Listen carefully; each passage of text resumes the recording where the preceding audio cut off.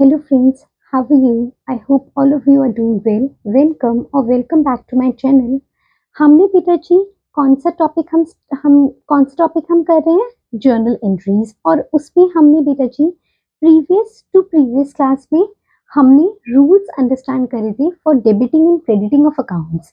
हमने ये topic start करने से पहले बोला था बेटा जी कि पहले हम थ्योरेटिकल कंसेप्ट अंडरस्टैंड करेंगे, कंसेप्चुअल क्लैरिटीज अचीव करेंगे, then we will jump into practical problems. उसके बाद हम प्रैक्टिकल प्रॉब्लम्स अप्रोच करेंगे, जिसमें हमने सेकेंड क्लास में अंडरस्टैंड करा था कि what are the rules for debiting and crediting of accounts, जिसमें हमने बेटा जी दो बहुत इंपॉर्टेंट चीजों को अंडरस्टैंड करा था।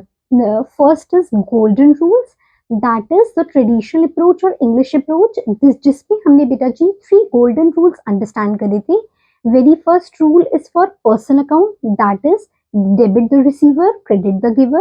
Next is impersonal account, tangible accounts, intangible accounts, debit what comes in, credit what goes out. And third one, that is for nominal account, expense account, revenue account, debit all expenses and losses, credit all incomes and gains. उसके बाद बेटा जी हमने second important चीज understand करी थी कि कौन सी हम मॉडर्न अप्रोच को टेकन इनटू कंसिडरेशन रखते हैं फॉर अकाउंटिंग इक्वेशंस। जब हम अकाउंटिंग इक्वेशंस रिकॉर्ड करते हैं, जब हम जर्नल एंट्रीज रिकॉर्ड करते हैं अपने बुक्स ऑफ अकाउंट्स में, तो हम किन मॉडर्न अप्रोच का ध्यान रखते हैं while recording these accounting equations. ठीक है, दैट इज जर्नल एंट्रीज, जिसमें हमने बोला था बेटा जी कि अगर एसेट है, if it is an asset, debit means increases, credit means decreases. Second is liability, जिसके लिए हमने बोला था capital and liability work in the direct proportion, because as per the accounting equation capital is equal to asset minus liabilities. Okay बेटा जी, और capital plus liabilities is equal to your assets. ठीक है बेटा जी, तो उसमें हमने बोला था कि कैपिटल में क्या होता है, debit the decreases, credit the increases. Third one is your liability, liability में हमने बोला था liability and capital work in the direct proportion to each other, जिसमें हमने बोला था debit the decreases, credit the increases. Then हमने फोर्थ वन बोला था expenses, that is debit the increases and credit the decreases. ठीक है बेटा जी, सो let's jump into practical problems. This is going to be the very interesting class. Okay beta ji, so very first so let's start it. The first is business started with cash. देखो बेटा जी, जब हम accounting equations record करते हैं, ठीक है बेटा जी, तो हम उसमें ध्यान रखते हैं कि if it is specifically mention the word cash, then हम कैश यूज करेंगे, अदरवाइज बाय डिफॉल्ट हम हमेशा बैंक को ही टेकन इनटू कंसिडरेशन चलते हैं। ठीक है, if it is specifically in the transaction itself specified the word cash, then we will going to write cash, otherwise it would be bank. Okay beta ji, so first one is very first one thing that is very much important, जब भी हम बेटा जी journal entries record करते हैं तो हम narrations जरूर लिखते हैं। क्यों बेटा जी, narrations are the part of journal entries. Narrations is the way of expressing what is going to be recorded in the books of accounts। ठीक है, चाहे हम उसको 2-3 वर्ड्स में ही कंप्राइज कर दे, 2-3 वर्ड्स में ही सम अप कर दे, बट बेटा जी नरेशन लिखना is the most important. It is the part of your journal entry. ठीक है बेटा जी, so let's started. Business started with cash 1 lakh rupees. ठीक है, फर्स्ट एंट्रीज, आपने कोई बिजनेस है, कोई भी पर्टिकुलर बिजनेस है, वो आपने स्टार्ट करा है with a sum amount of cash of rupees 1 lakh। ठीक है बेटा जी, तो हमने क्या बोला था, अब हमने बिजनेस स्टार्ट करा है कैश से।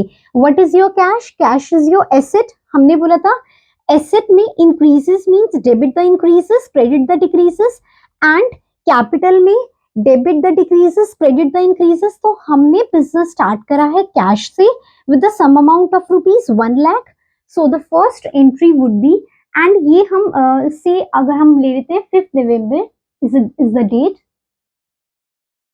हम इसी डेट को सारी एंट्रीज रिकॉर्ड करेंगे, बिकॉज मैंने हर ट्रांजेक्शन के साथ डेट स्पेसिफाइड नहीं करी है। ठीक है बेटा जी, so business started with cash हमारा एसेट इंक्रीज हुआ है बेटा जी, तो एसेट इंक्रीज होता है तो वो क्या होता है बेटा जी, debit. So cash account debit to, अब हाँ, अब हमने बिजनेस स्टार्ट करा है, इट मींस हमारी कैपिटल भी इंक्रीज हुई है बुक्स ऑफ अकाउंट्स में। और कैपिटल के लिए क्या रूल होता है बेटा जी, debit the decreases credit the increases to capital.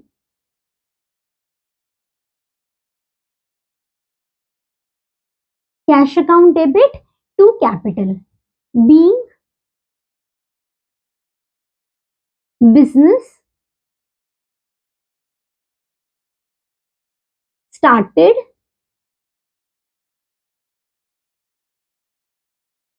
or we can say commenced.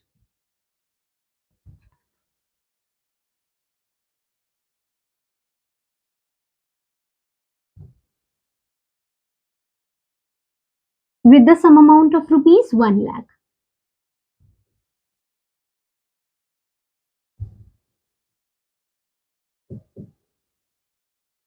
Okay बेटा जी, next is goods purchased for cash. आपने बेटा जी क्या करा है, गुड्स परचेज्ड करे हैं, क्या करा है बेटा जी, गुड्स परचेज्ड करे हैं फॉर कैश। तो हमने क्या बोला था, हमने क्या बोला बेटा जी, एक्सपेंस के लिए debit the increases credit the decreases. तो हमने एक्सपेंस करा है, हमने गुड्स परचेज करे हैं मतलब एक्सपेंस रिकॉर्ड हुआ है, तो debit the increases, it means purchases account debit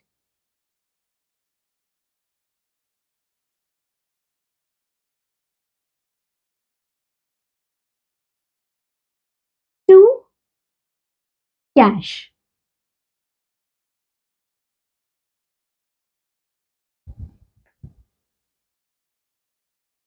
25,000, 25,000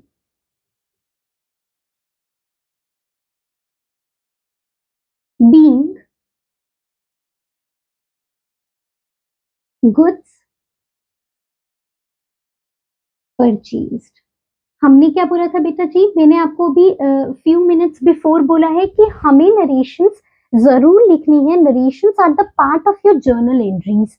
ठीक है बेटा जी, अगर आप नरेशन नहीं लिखोगे then it will going to deduct your marks, but narrations लिखने के कोई एक्स्ट्रा मार्क्स नहीं होते हैं, बट हम नरेशंस लिखते हैं, बस हमें 2-3 वर्ड्स में सम अप करना होता है in order to understand the accounting equation what you have written just before it. Okay बेटा जी, next is goods purchased from Pankaj on credit। इसमें हमने क्या करा है बेटा जी, goods purchased करे हैं from पंकज on credit। किससे परचेज करे हैं, पंकज से। तो ये पंकज क्या हो गया बेटा जी, हमारा क्रेडिटर अराइज हो गया बुक्स ऑफ अकाउंट्स में, ये क्या हो गया, he becomes the creditor in our books of accounts। हाँ जी, ठीक है बेटा जी। तो अब हमने क्या बोला था, एक्सपेंस के लिए क्या होता है, debit the increases credit the decreases. So the entry would be purchases account debit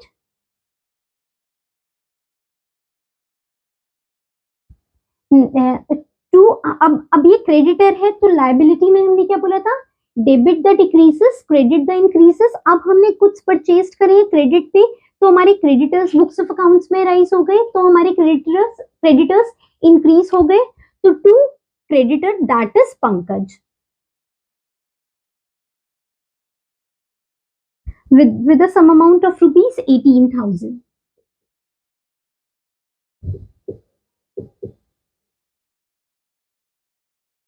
being goods purchased on credit।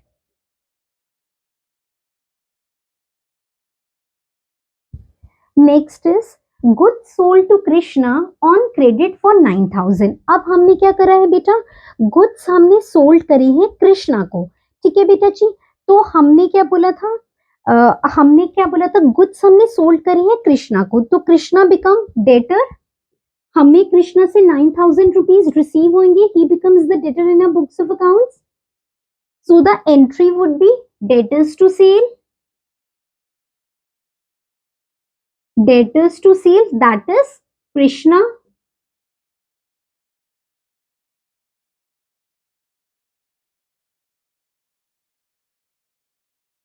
With the sum amount of rupees 9,000.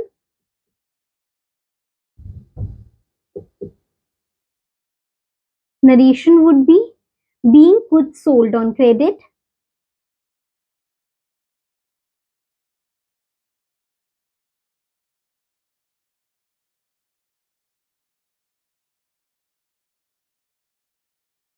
Next would be goods return to Pankaj 12,000.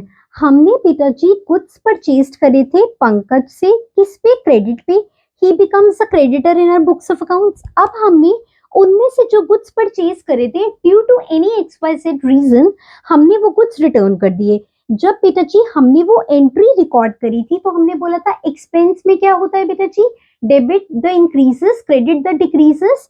ठीक है, तो हमने क्या entry record करी थी, purchases to Pankaj debit the increases, क्योंकि हमने purchase करा तो एक्सपेंस हमारा बढ़ गया था. टू पंकज क्रेडिटर हमारे बुक्स ऑफ अकाउंट में इंक्रीज हो गए थे. अब क्या हुआ है बेटा जी, वो हमने रिटर्न कर दिया. सो the entry would be reverse. अब हम पहले पंकज को लाइबल थे कितना अमाउंट देने के लिए, 18,000. अब 18,000 में से हमने 12,000 के कुछ रिवर्स कर दिए. ठीक है, so the entry would B Pankaj account debit to purchases return.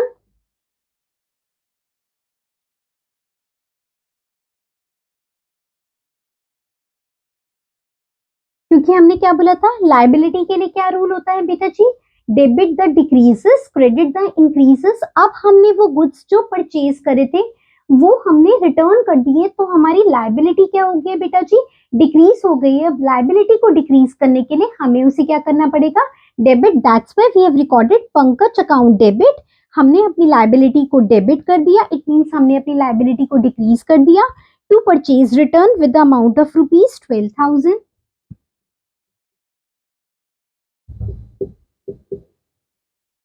Narration would be being goods returned.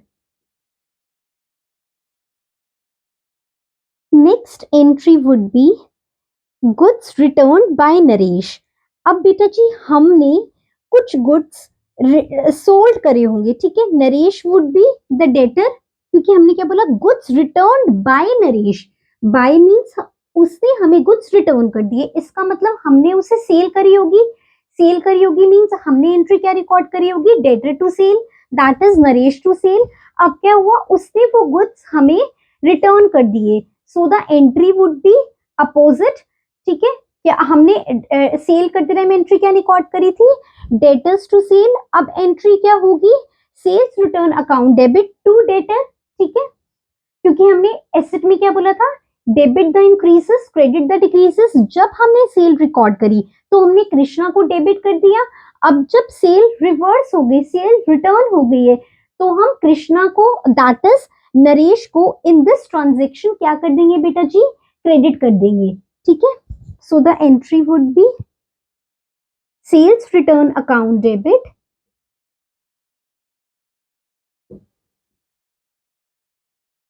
To Naresh,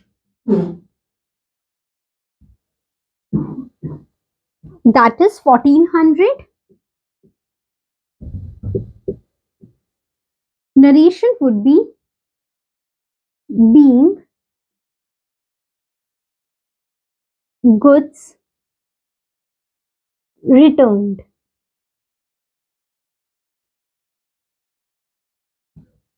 Okay बेटा जी.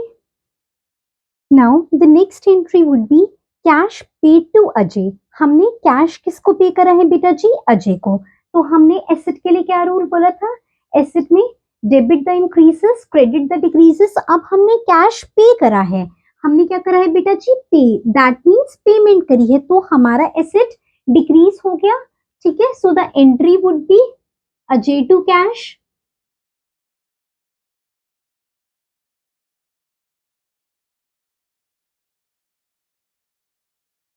6,000.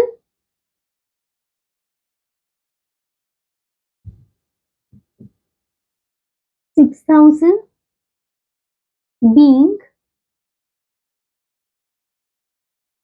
amount paid. Next is commission received 2700. अब बेटा जी कमीशन रिसीव्ड, अगर हम नेक्स्ट प्रीवियस क्लास रिकॉल करें तो हमने बोला था बेटा जी, हमने उसमें ट्रेड डिस्काउंट और कैश डिस्काउंट की बातें करी थी, जिसमें हमने बोला था कि जो कैश, ये जो डिस्काउंट होता है वो क्या होता है बेटा जी, बायर के लिए वो क्या होता है, इनडायरेक्ट इनकम होती है।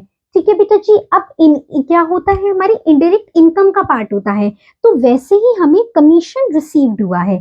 ठीक है, सो इनडायरेक्ट इनकम, इनकम के लिए हमने क्या रूल बोला था बेटा जी, इनकम के लिए हमने रूल बोला था as per third golden rule, for nominal account, expense and income, debit all expenses and losses, credit all incomes and gains.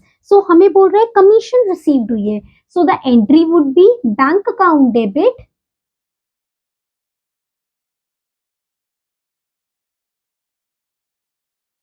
to commission received,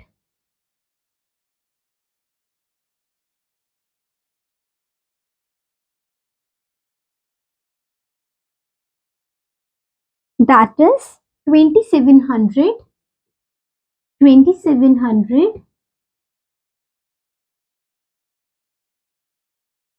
being commission recorded or received.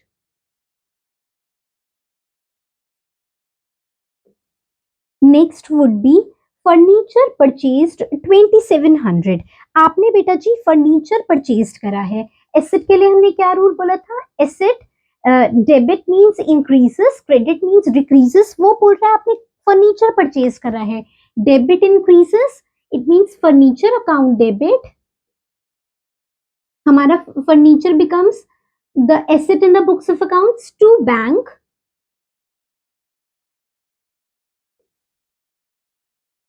being asset purchased with the amount of rupees 7,000. Next is sold goods to Sumit for cash. हमने बेटा जी क्या करा है, goods sold करे हैं, but किस पे करे हैं बेटा जी, कैश पे सोल्ड करे हैं, किसको सोल्ड करे हैं, सुमित को। So the entry would be debtors to sale, but वो हमें क्या बोल रहा है, हमने कैश पर करा है तो हमें तो कैश रिसीव हुआ। डेटर वर्ड हम कब यूज करते हैं, डेटर वर्ड हमने अंडरस्टैंड करा था, ये डेटर जो टर्म है वो हम कब यूज करते हैं, जब हमने क्रेडिट पे सेल करा होता है, बट हमने तो इस पे क्या करा है बेटा जी, कैश पे सेल करा है, so entry would be cash to sales.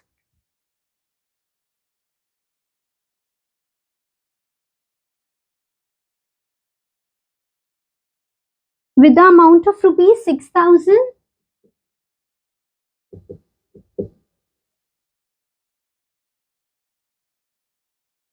being goods sold. Next is salaries paid to the employees. Expense के लिए हमने क्या रूल बोला था बेटा जी, debit the increases, credit the decreases, इसमें हमें बोल रहे हैं हमने सैलरीज पे करी, salaries is the expense for any organization. अब जो उन्होंने एक्सपेंस पेयर करा है, एक्सपेंस के लिए क्या होता है बेटा जी, debit the increases, credit the decreases, so the entry would be salaries account debit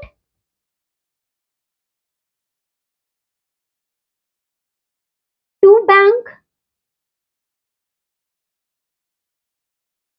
10,000